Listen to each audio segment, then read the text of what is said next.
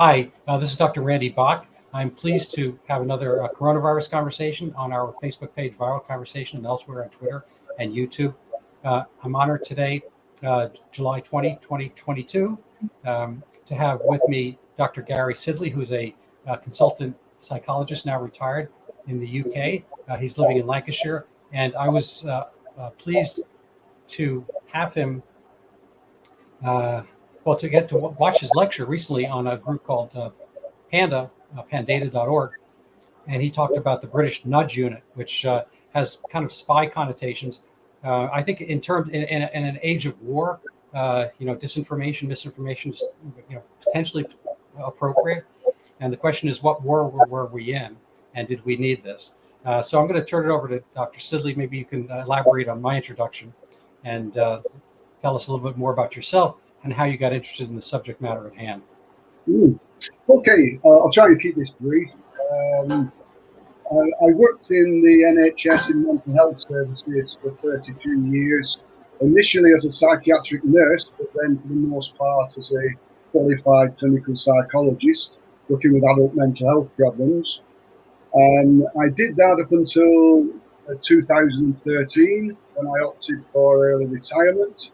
From that point, I was a campaigner really for better mental health services. I did, and I still believe we can offer people in emotional distress much more effective service than we did in my time. It was ways of improving that. So I spent my time as a campaigner, working in various groups, trying to improve mental health services. Right up until 2020, of course, when the COVID era began, early 2020. And I knew from the outset, I was arguing about this in February 2020, that this wasn't right. We were on the cusp of something that was not going to be good, to say the least. How did you know that? What were the signs for you? Yes, it's a good question, and it's almost quite difficult to pinpoint why some people know that this is wrong and other people really struggle and still struggle. I think for me, there are probably two, maybe three reasons. I think one was that as part of my work in the NHS, I had spent a fair bit of time working alongside infection control people. Yep. And I don't want to slur the whole profession, but even though I think they often are well-meaning, I always got the sense that they were quite narrow in their focus, struggled to see the bigger picture, and often came up with pretty impractical suggestions. I also, one of my main interests, my PhD, my research doctorate, was in risk around suicide, and with a focus on how good or not so good we are at assessing risk, future risk. And so I realized that risk assessment was not a particularly rigorous process. It was very difficult to predict risk for people. And there was this terrible tendency in mental health services to be risk averse, so that we would crush people, won't let them take any chances. No, it's a funny thing.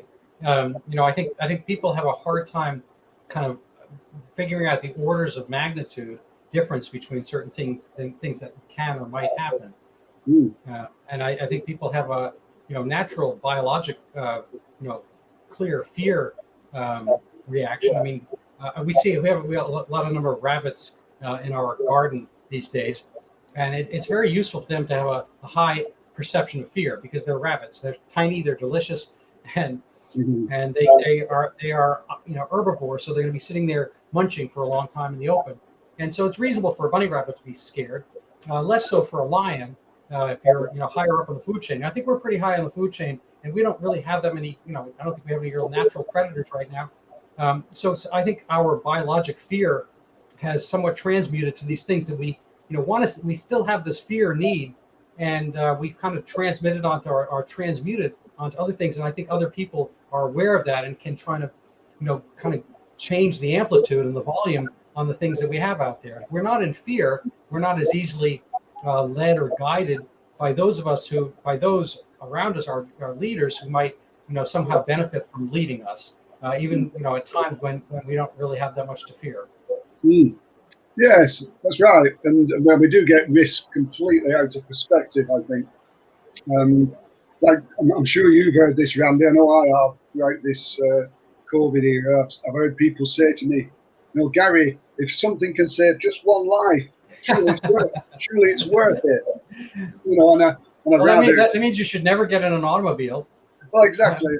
I tend to respond to that one rather more flippantly for my sins. I say that apparently there's a cluster of people who die each year while putting their trousers on because they fall over and crack their heads. Yeah, no, it's true. Our former president's ex-wife, Ivana Trump, sadly and tragically, she's only 73 or so. She died like a week ago, and it turns out she fell down her spiral staircase. And New York doesn't have many of them. New York City does not have many spiral staircases, and so I assume she's in a duplex in a penthouse apartment kind of thing. And she tripped, she fell, she died. And so that has totally stopped me from climbing the stairs. It's stopped me from having any aspirations to purchase a penthouse apartment, and wearing high heels. I've totally given that up. Okay. Absolutely. But as I was saying, I think there's probably three reasons why I was aware that this wasn't right. I think one was because I guess I'd had contact with infection control before. Two, I think it was well genned up on risk and risk issues and risk aversion. The other one, which kind of evolved in time, was that I was always aware of how, well, let's not mince our words, how corrupt Big Pharma is, and it has been for decades. In mental health, I did a lot of work looking at people who have been on medication all their life and the way that the pharmaceutical industry pushed these things at people, and just looking at some of the criminal charges that have been brought against the major drug companies over the last 2, 3, 4 decades is quite staggering, really. So I kind of knew that as well. So I think all those three came together and suggested to me that this didn't sound right. So I started to do my own research then and dig a bit more around figures. And so I'm going to get into that research in a second. I just want to give one kind of counter narrative thought, which is that if the pharmaceutical companies had a judicial wing and they could look at the political classes, and if we saw politics as an industry, I would venture to say that politics is probably slightly more manipulative and corrupt than the pharmaceutical industry, which at the very least does have some useful products, antibiotics and whatnot. And I think that together, they formed kind of a perfect storm, which is a book title. But I think the pharmaceutical industry has its interest, and they're good at making vaccines in this case, or medications. And the political class, I think, was fed by the potential kickbacks from the pharmaceutical industry. I don't think the pharmaceutical industry is kind of corrupt in a vacuum. I think to be corrupt, they have to have a partner in corruption who's willing to manipulate the facts and the science in order to work for themselves. I mean, the kind of there were pharmaceuticals out there, mind you, that theoretically could have been useful, especially in the absence of a vaccine the first year. But they were quashed because they were not moneymakers. They were off patent. Ivermectin and HCQ, and I'm not espousing those per se because I don't really know whether the data has been conclusive one way or another. But the fact that they were vilified, even though they are pharmaceuticals, points to the fact that it's not just pushing pills per se, because these pills were not pushed. It was really that we're going to hold off for the big guns, the moneymaker, which is the vaccine, which is now being pushed to children 0 to 2 years old who have had a grand total of zero mortality throughout the United States to date from COVID. So let's get to your just on that though, Randy, I agree with you that the pharmaceutical industry aren't alone in misdemeanors. This whole kind of pandemic industry, I think, that kind of has some kind of symbiotic relationship. It's the political classes with the scientists, the pharmaceutical industry. So yeah, I think it's a mutually beneficial arrangement, but I don't think it's one that's in the interest of Joe public. Really, that's my kind of stance on that. Okay. What was the pathway you took, and what has happened with it? Yeah, well, I started to dig and started to research. I joined pretty soon an organisation here in the UK called the Health Advisory and Recovery Team, the HEART for short, which is a multidisciplinary group of experts who've tried to disseminate a different narrative to what's been pushed by the mainstream. So that's been fun, as you can imagine, with all the censorship and the vilification. That's been lively, to say the least. But we've hung on in there, and I like to think we have had some influence, at least here in the UK. I also joined a group called Smile Free, which is Oh, that was really interesting. I actually went to the webpage, and I love this. Maybe while you're talking, I'll try to pull it up so people can see what it is briefly. Yeah, it's a little bit, again, just like Heart. Everybody's volunteers on Heart. Like, we keep getting accused in Heart of being these funded by right-wing organisations. So I wish I knew where this money was coming from, because our funding is every 2 or 3 months we all throw a tenner in to keep the website going. We're all volunteers. And same with Smile Free. It's a very small group. What's the URL for that? Do you have a for Heart? It's Smile Free. Is that the same? Smile Free, smilefree.org. Okay. Yeah, smilefree.org. Okay, carry on. And so, yeah, I got involved with Smile Free, which is a group that's been very much against mass mandates. And that battle here, I don't know what it's like in the US, but the battle here is continuing, because we had some successes and masks have been dropped, and we're beginning to get them even out of healthcare as routine kind of wear in healthcare for visitors. But sadly, that seems to be coming back over the last couple of weeks. So there's still a lot of work to be done there, I think. So I kind of got involved in these various things, and most recently in Panda, which is where you saw me do my presentation. So really just spending my time really trying to challenge what I think's the biggest threat in my lifetime to our basic human rights and freedoms. Yep. So I just graze through your site a little bit for people, and they can find it just where you said. Yes, lots of good stuff on there. Lots of videos, lots of interviews, lots of references, some really good written materials. So I recommend it if anybody who's concerned about masking the healthy. So I don't want to compare ants to lions, but there was a fair amount of misinformation going on, purposeful mis or disinformation.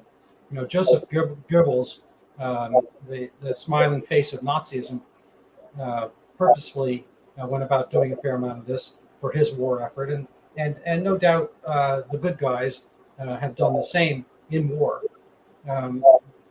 Did COVID rise to the level of war, and did the lies rise to the level of wartime misinformation? I think it did. Yes, I think the thing about misinformation and propaganda, as we know, is it's been around for a long, long time in various guises. But I just think there's something very different about, certainly peacetime, at least in the COVID era, is the intensity and the sheer kind of this breadth of misinformation. And all the media, in our so-called civilized democracies, all the mainstream media, and I suspect it's the same in America, but correct me if I'm wrong, but just it's been pushing out the mainstream narrative and without any real opportunity to challenge it or get your voice heard. I'm this member of Heart. I've spoke with colleagues who, in the early days, actually got as far as being asked to go on the mainstream media to give their views until the producer before the program said, "Broadly speaking, what are you going to say?" And when they actually told them, said, "Oh, well, you can't come on then." So what did you say you were going to say? Well, that wasn't me. That was a colleague. This was a cancer expert, professor of oncology. I won't name him because I haven't got his permission. But he was going to say that a lot of cancer victims were being neglected because of this obsession with COVID-19. I think that was his Right. his argument that the hospital had become, the NHS service, National Health Service, had become this COVID service.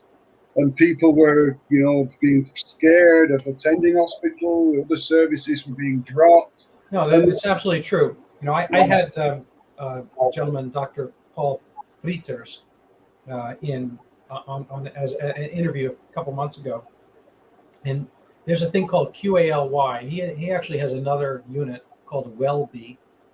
The QALY is a quality adjusted life year, and I think it's inarguable that we've lost more quality adjusted life years, and he's got a different unit called a WellBe, which is more precise, from the response to COVID than from COVID itself, because the people who were neglected and or died because of diseases, despair, drug addiction, depression, suicide, and whatnot, they lost more relative years of their lives than the median age 82 sad but older victims, as it were, of COVID-19 itself.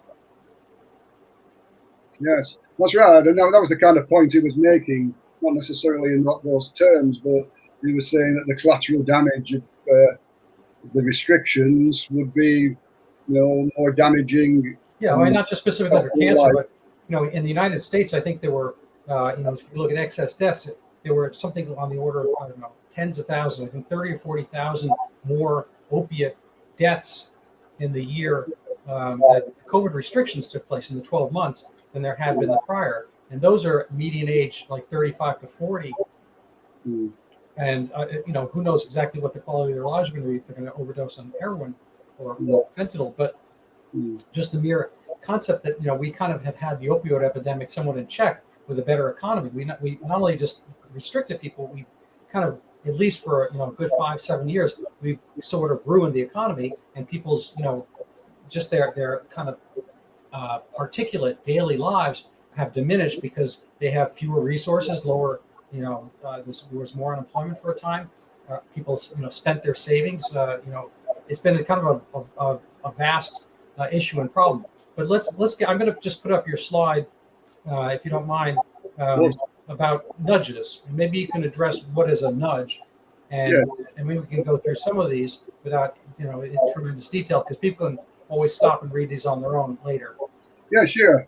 Well, I think it follows on quite nicely from where I was, really, because I got interested in the COVID stuff. And as a psychologist, one of the things that immediately grabbed my attention was the emotive advertising that was going on, and the kind of frightening images that were being shown on the TV. So I started to revise and dig further into the world of behavioural science and behavioural science nudges. And as you can see on this slide here, the nudges are based on the fact that there are two different types of brain activity, crudely speaking. We can divide it into the fast brain and the slow brain. The fast brain is auto and is effortless, really, and we don't really have any voluntary control over it. Whereas the slow brain is deliberative and lazy and low capacity and effortful. And the fact is that humans tend to spend virtually all the time with the fast brain being at the forefront, and the fast brain is in control, which works pretty well most of the time, because it stops us having to waste time over the minutiae of day-to-day decisions. And usually it can be correct, of course. Like an example I often use is that if everybody's running in one direction and you're walking in the other, it might be useful for you to turn around and follow the crowd. Yeah. So, we're on autopilot, and these nudges, and you can see 9 of them illustrated there, tend to tap into the fact that we're on autopilot most of the time. So these are psychological techniques of persuasion that act upon us largely below our level of consciousness. so we don't know we're being influenced by them, compared to the more traditional way of influencing people that the governments used to use, which was like information, persuasion, and that kind of more obvious, transparent things. We're now into this world where the government was employing a whole raft of behavioural scientists that were nudging us without us knowing to do what they would regard as the right thing. So can you give us a few examples of what those nudges are or were? Yeah, I think they're probably on the slides a little bit further on, actually. Okay. Yeah, Get to slide 6 if you can. Yeah, so messenger nudge. This is the idea that the perceived source of the message will have a significant influence on the power of it. So if the source is someone in authority, like Witty and Balance were the big guides in our UK system. Yeah, so just for reference for our audience, Witty is basically Dr. Fauci. Yes, exactly. Yes, and Balance was our chief scientist.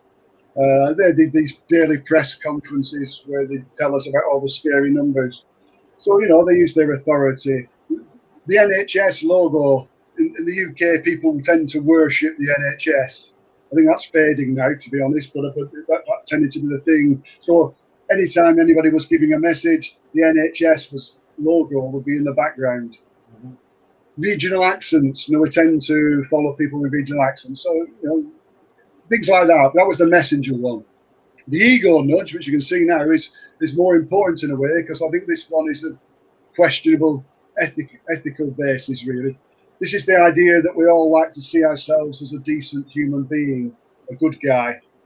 And therefore what the nudges did was that they made it so that if you followed the rules, you were virtuous and good, and if you didn't, you were a bad guy. You were not virtuous. I heard this all the time. On a personal basis, I heard this all the time. I had people yell at me, and professionals, like people with accreditations after the names MD, MPH, and so forth.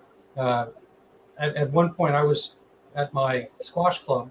I was talking with a mom, and her teenage daughter was on the court, and we were just talking about vaccines, whether they're wise choice for a young teenage girl, given that there's no long-term data, and that young kids already, this is like a year and a half into the COVID, they haven't really gotten sick. This girl had already gotten the natural immunity, and whether it's wise to get a vaccine after the fact, in the case of already having natural immunity. And I was saying, reasonable things. I'm a physician. I do primary care. I've treated patients. I wasn't saying anything untoward. She wasn't my patient.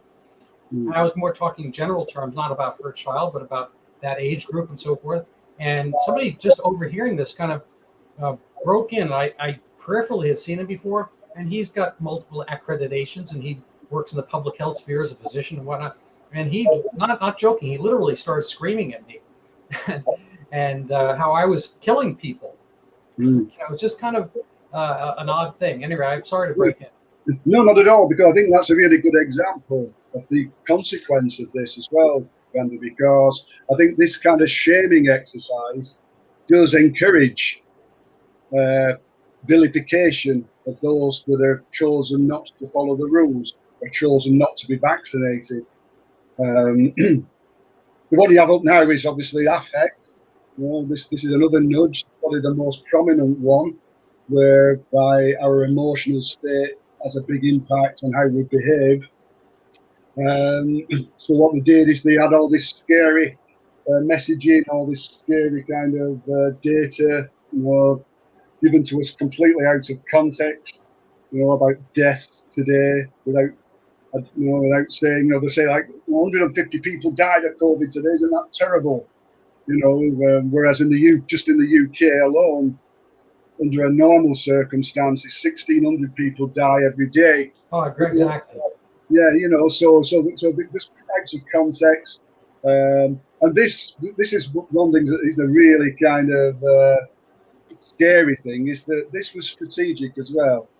If you look at the minutes of one of our major groups of behavioural scientists that were advising the government on the 22nd of March 2020, their minutes actually say, and I quote, the perceived level of personal threat needs to be increased among those who are complacent by using hard-hitting emotional messaging.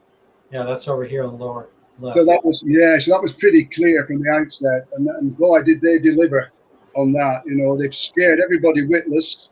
Again, I won't go into the details, but we've got, I've got a professor of psychology who's doing a lot of work on COVID-19 anxiety syndrome.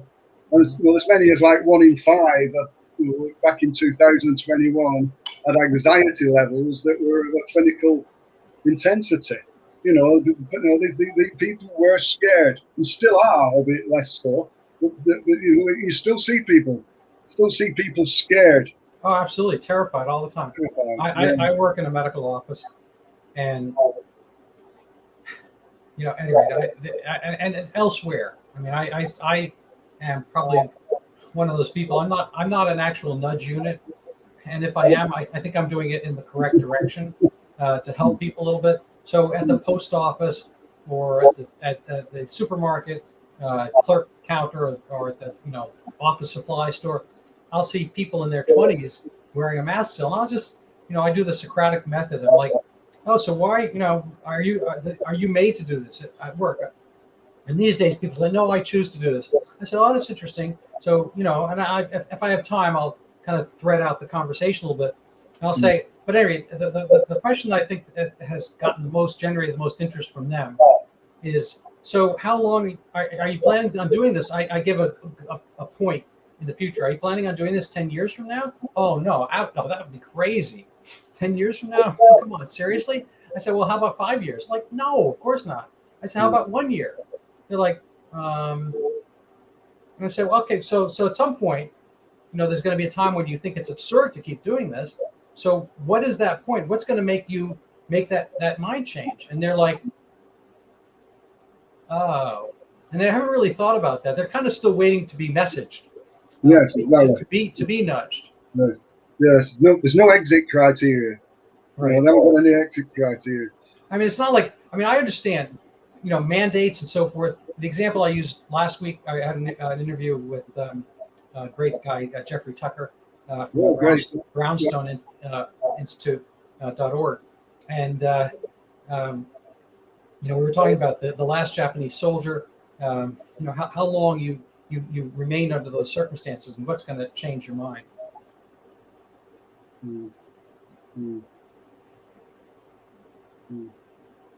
Hello, can you still hear me?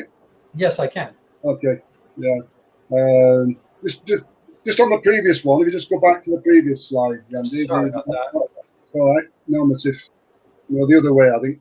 Yeah, because the normative pressure is again another key nudge. I think they've used the idea that we all like to be part of the crowd, but none of us really finds it that comfortable to be in a minority. Mm-hmm. And here, I'd just like to make the point again. I know I am very focused on masks, but one of the key reasons, and I've no doubt about this, one of the key reasons why the powers that be switched back in early summer 2020, if you remember, Guy Fauci was the same. I was, Whitty was the same. Masks shouldn't, beginning of 2020, masking the healthy is not a good idea. Right. It doesn't work. It'll probably cause more harm than good. And then around May, June 2020. Apparently they did that in part because they thought there were not enough masks for the health workers. They didn't want to create shortage for the health workers. Sorry, I don't buy that one. I do not buy that one at all, because they could have used that in a much better way. But no, I've no doubt that because masks are such a potent way of enforcing the normative pressure nudge. Because the problem with normative pressure nudges is, you can tell people, large majority of people are supporting lockdowns, and 90% of people are getting vaccinated, and that has an impact, but it's relatively short-lived. And to really bring it home, you need an immediate visual reminder in the real world of who's following the rules and who isn't. Oh, that's an interesting point. Yeah, fair enough. It's a little bit like, I get that. So it's kind of a uniforming or tattooing or whatever. Yeah. And I was on holiday recently, not last week. It was in Croatia, but we did a trip to Venice. We drove to Venice in Croatia. Yep. And we parked outside of Venice because you can't get parking inside. And we got on the train. And in Italy at the moment, it's still mandatory to wear a face mask on public transport. Now, I was with three fellow kind of like-minded individuals, so the four of us piled on the train. We got away with it. We got some looks on the way in, but on the way back, we got confronted by these two Italian people who were clearly very anxious and frightened. And we're saying, you must wear a mask. We say, well, we've got good reasons not to. Good reasons not to. We don't wear them. Put one on, put one on. So we haven't got one. We've got good reasons not to. Anyway, it's a long story short. The woman stormed off and snitched on us to the guard. Actually, which again, I think captures the kind of what's happened over the last 2 years. Oh, absolutely. I had. This is a story from probably about a year and a half ago. We have pretty wide streets. We're in a leafy suburb of Boston here, and I was literally, it's a quiet street, so I was walking my dog in the middle of the street, and on the sidewalk, probably about 15, 20 feet away from me laterally, was a woman about 70 years old, and she's wearing a mask, and she sees me, and kind of like Invasion of the Body Snatcher, she points and her fingers, kind of wavering, and she's like, "You're not wearing a mask."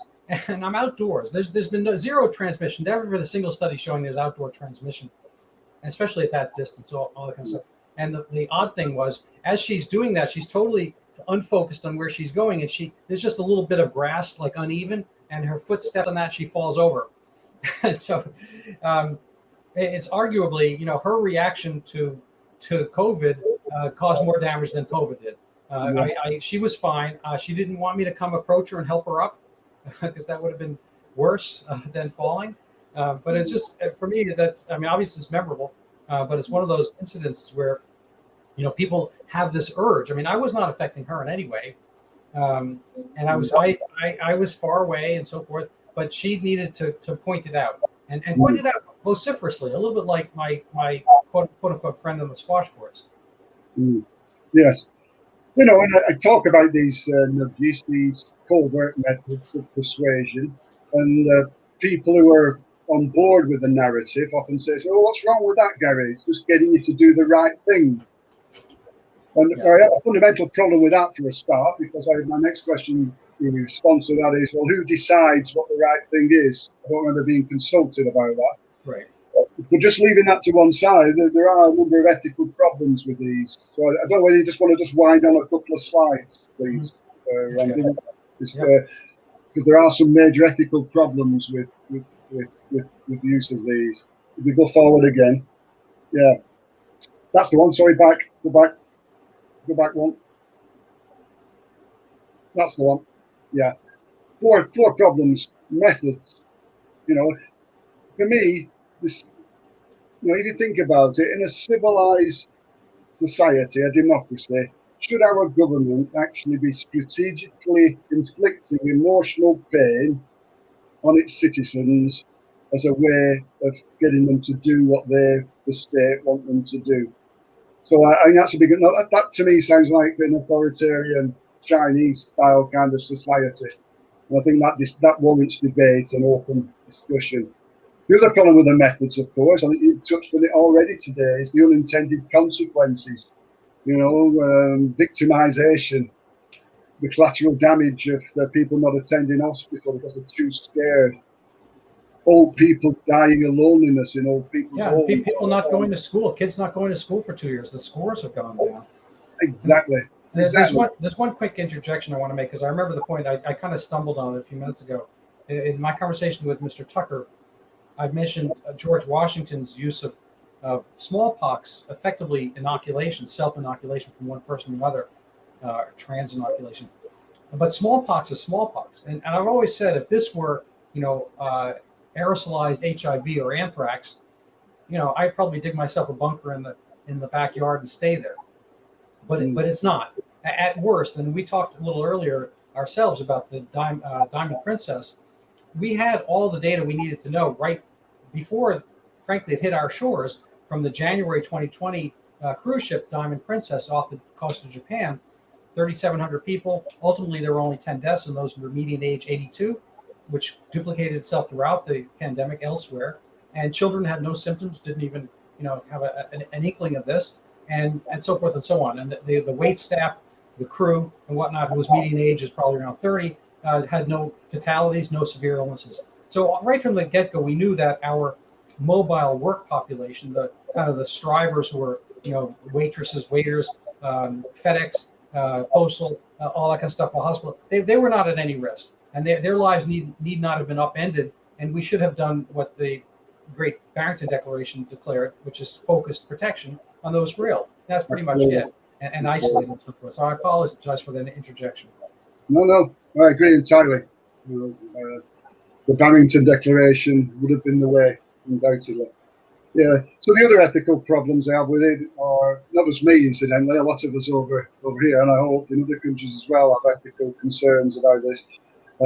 Around consent, you'll know as a practitioner, as a medical specialist, informed consent's the cornerstone of all clinical practice. Whether it's medical or psychological, you can't deliver and shouldn't deliver an intervention without the fully informed consent of the target person.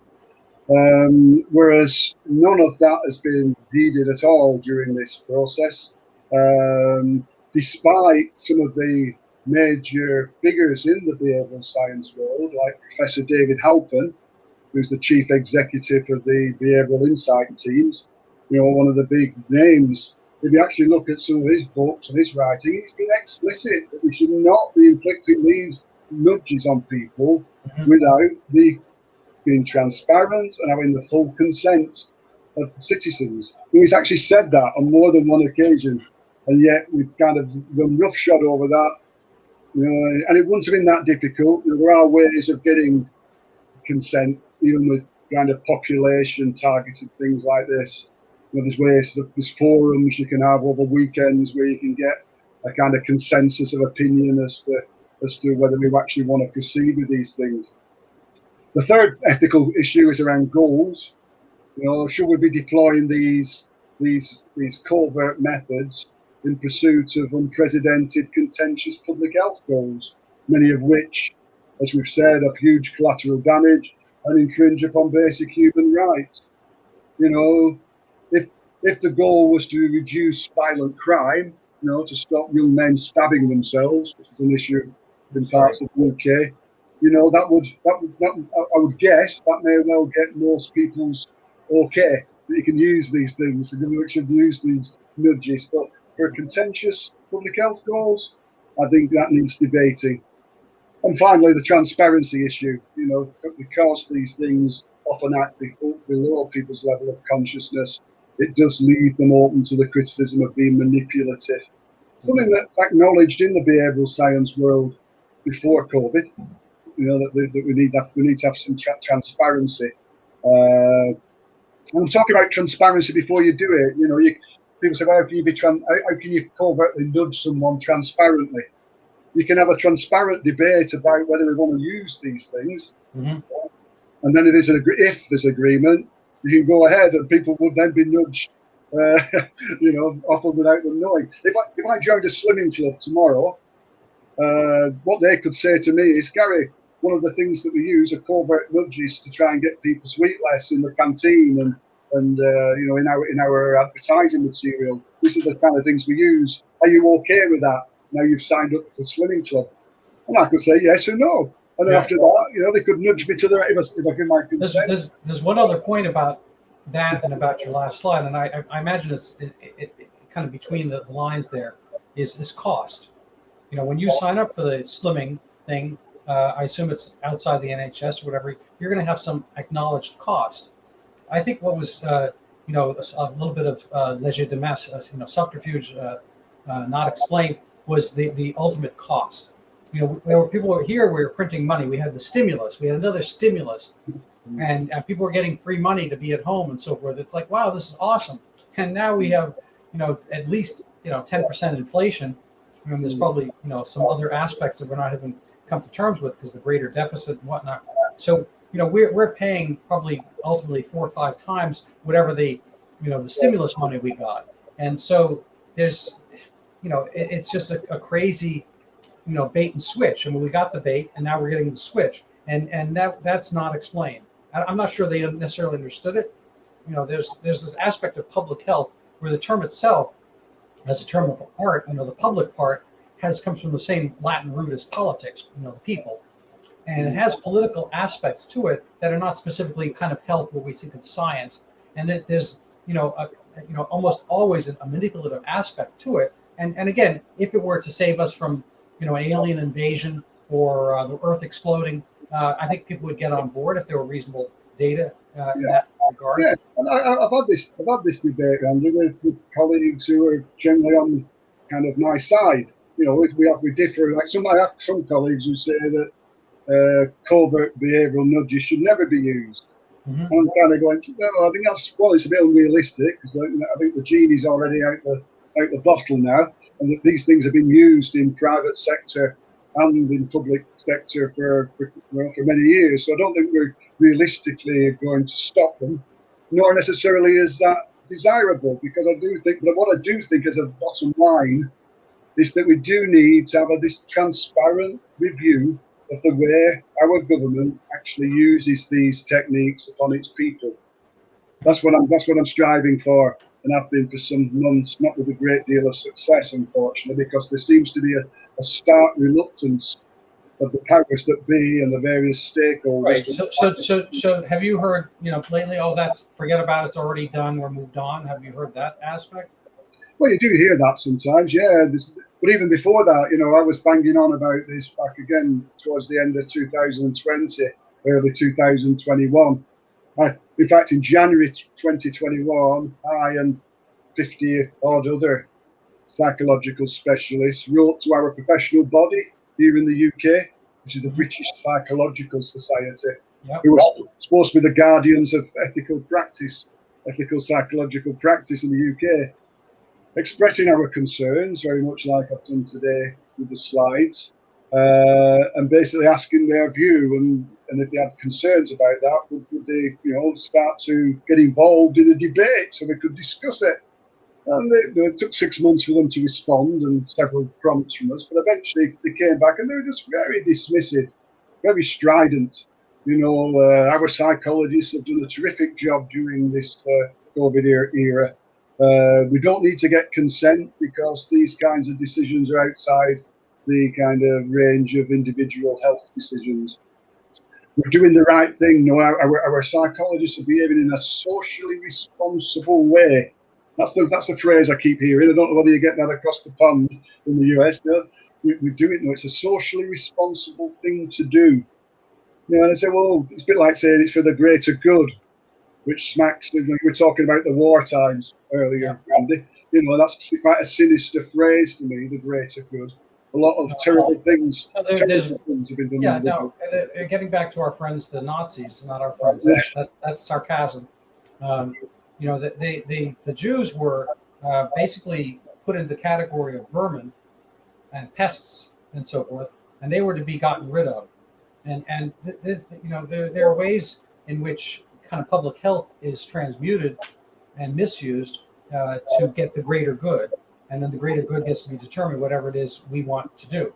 I mean, certainly we see it in a lot of other debates, and no matter which side you happen to be on the abortion debate or this transgendering children, and generally we hear it as the greater good, and I think there's I personally see disfiguring or mutilating or taking away the genitals of a minor as a grave misdeed, and I think the ethicists, honest ethicists throughout history would be horrified, and yet today that is the policy of the United States current government, and it's espoused that nobody should stand in the way of what's called gender affirmation. That's a totally another topic, and almost not quite a can of worms, but but my only point about this is that what is considered the right thing changes.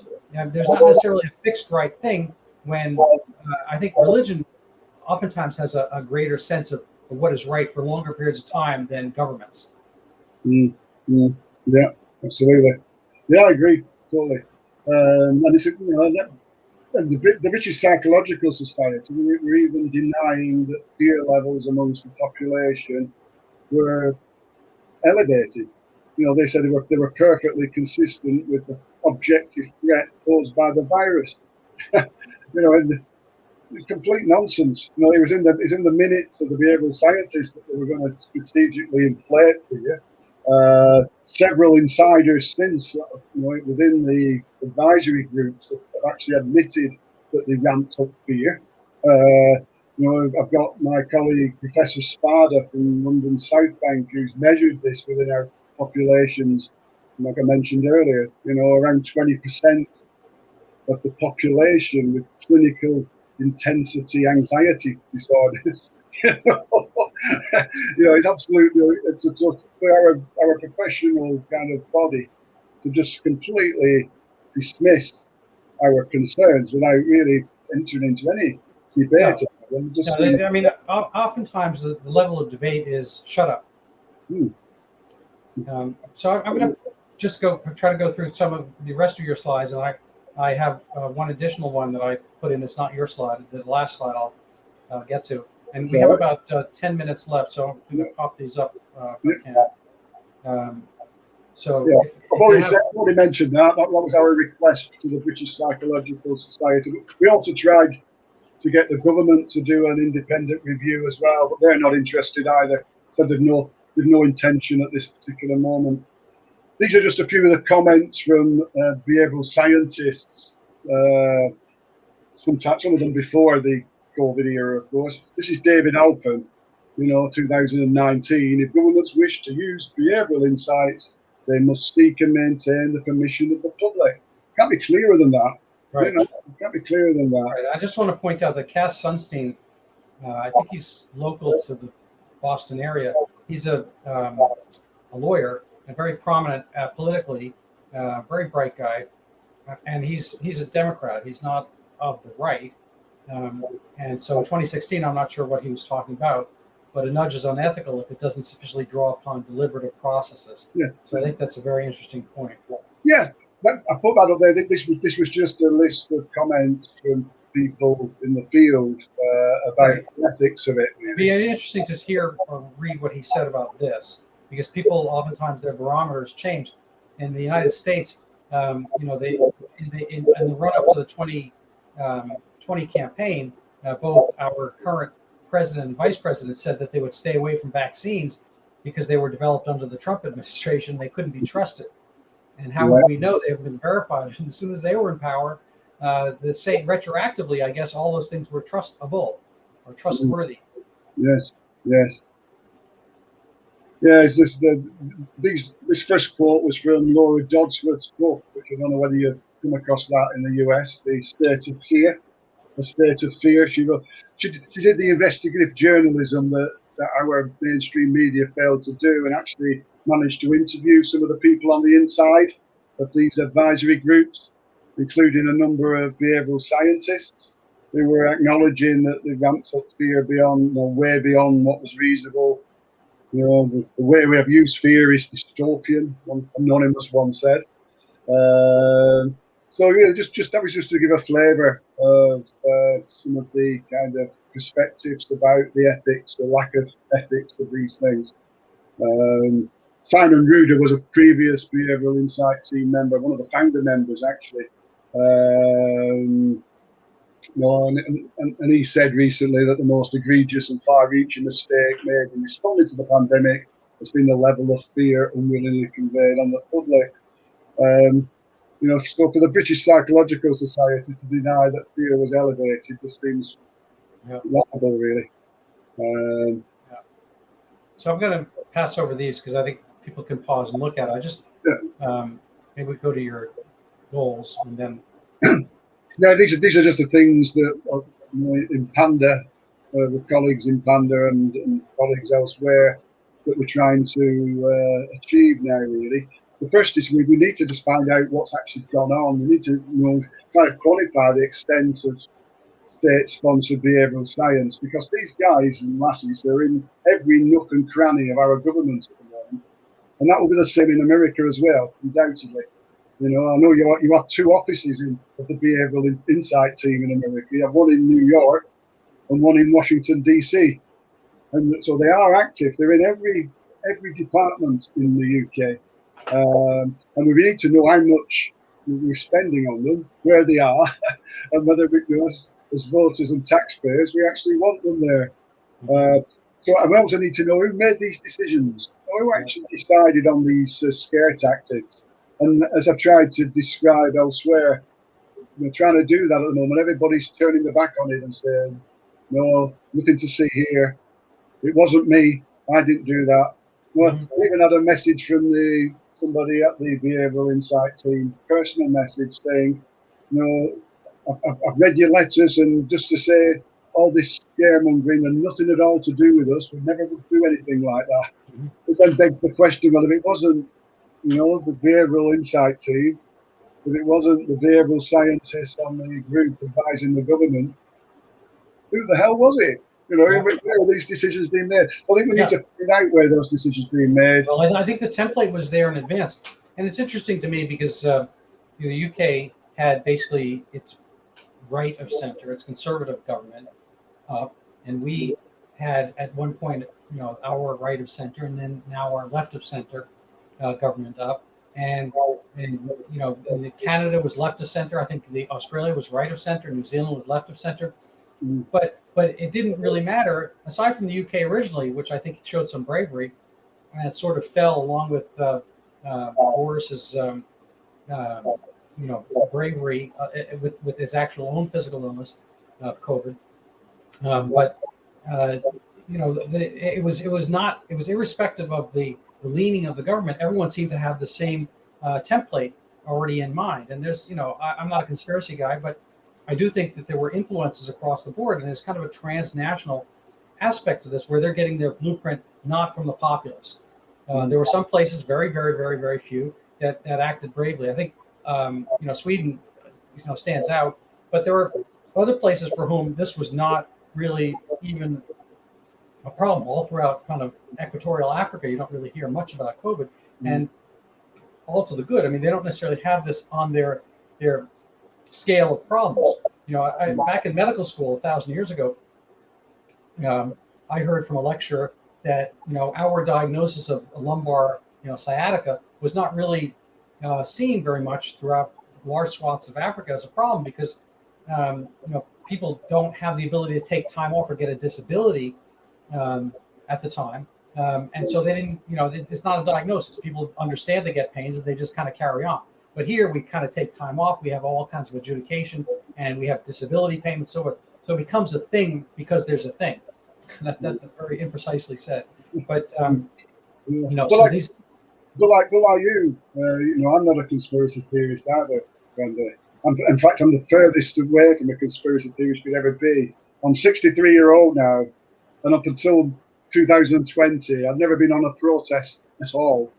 I got my head down, worked hard, and assumed that what I was being told by the state and others was broadly true. And then this came up. You know, at first I tried to dismiss it as incompetence and panic. That's all, incompetence and panic. That quickly became insufficient to explain the coordination of it. So I thought, okay, it's incompetence, panic, and some opportunistic agendas have jumped on as well. Yeah, that's what it is. But I'm afraid at the moment, no, this globalist influences here. Yeah, that's crazy. I mean, there has been some aspects that are not lockstep, and I do think currently China, you know, they should be actually just doing a victory lap, a political victory lap. They got rid of their biggest adversary, Mr. Donald Trump, or whatever. You know, I'm not saying they did it per se, but as events unfolded from Wuhan outward, for whatever reason, whether deliberate or not, they achieved, you know, kind of the chopping down of our economic success. We were at the peak, you know, efficiency, lowest unemployment, highest rate of growth, you know, leading the world. It's boom, that's all gone. So rather than doing a victory lap, they're doing zero COVID, you know, locking their own people up in Shanghai and creating their own economy. It's a weird thing. Somebody once wrote that anti-Semitism is its own punishment, because ultimately every place that's virulently anti-Semitic, they die under their own poison of their own bile, and it's just kind of a funny thing. This kind of COVID thing, this huge zero COVID aspects, they wind up falling under their own weight. So I mean that's the morbidly good news out of this. I don't have too much Schadenfreude because I don't want other people to suffer per se. I just wanted to, maybe we have a couple minutes, and I'm going to give kind of myself promotion. I add this slide here that I apologize for the crude aspect of it, but basically, I need to make a better one. I just dropped this out from Our World in Data website, and I couldn't find exactly what I wanted. But these big markers up here, 40, 20, 10, that's the case fatality rate. And over time, the presumed case fatality rate from early on, they had no idea what it was. It was way up a high number because they didn't do much testing. And so whomever they tested, was very, very ill. But over time, they got more tests, and obviously the case fatality, they found more cases that are outside the hospital. The case fatality rate goes down and down and down and down. So over time, it has been dropping. It's really hard to read from this, but basically, this crowded area over here is a bunch of other countries on this graph, but all the countries are dropping down. I isolated the UK because they have relatively good data, and they didn't pollute their data by giving financial incentives as we did to hospitals to make the diagnosis and patients, so forth. So over time, it's hard to see it, but this is down at 0.5%, and now it's lower. So the case, this is even including all the initial when COVID-19 was COVID-19. Now it's what I call COVID-22, which is kind of the puppy, dachshund, poodle version of what was the original wolf that came in. And so the messages didn't really change that much, and there's still fear messages, even though it's kind of like what they say about spring comes in as a lion and leaves as a lamb.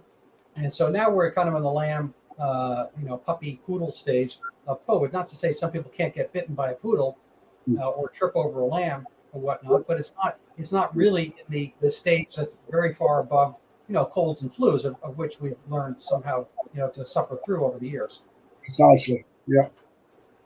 So we have about a minute or 2 minutes left precisely. So I'm going to leave, say, a minute to you to give everyone your thoughts, ideas, and advice. Well, I suppose my pressing issue at the moment is to find out what's gone on with regards to the use of state-sponsored nudging.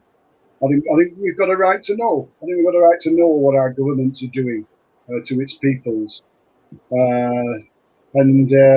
So I just urge everybody to start getting curious and do a little bit of reading around this, because I don't think people realise the extent of manipulation that we've all experienced over the last 2+ years.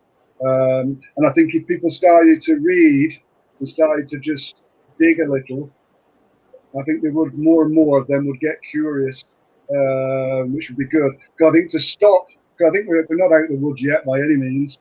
I think you're right. As far as COVID's concerned, we're into the Omicron variant and much less kind of risky and so on. But that's not the point. I think there are bigger agendas playing out here, and the key one is a globalist one. Mm-hmm. And I think if people out there want to fight for the basic rights that we've had in Western democracies, I don't think I'm overstating it. I think they do need to make the descent to this authoritarianism much more visible. Is there a place they could contact you, or from which you'd like to be contacted? Well, they could contact me through smilefree.org, which fair enough. So I'll put a link up for that. So I'm going to take the last minute myself, and I'm going to give a shameless self-promotion here. This is my book. I hope it's not on mirror image. It's Overturning Zika. And the subtitle, I think, is quite pertinent: "The Pandemic That Never Was." If it's not a conspiracy book, Zika is much more encapsulated. It was there, it's gone. Nobody really knows what happened to it. The specialists and experts I've asked, they have very disparate theories. So I'm going to leave it there. You can go look at that, find that book on Amazon. And I'm going to be very grateful for Dr. Gary Sidley for having been on our broadcast. Thank you very much. My pleasure. Thank you for having me.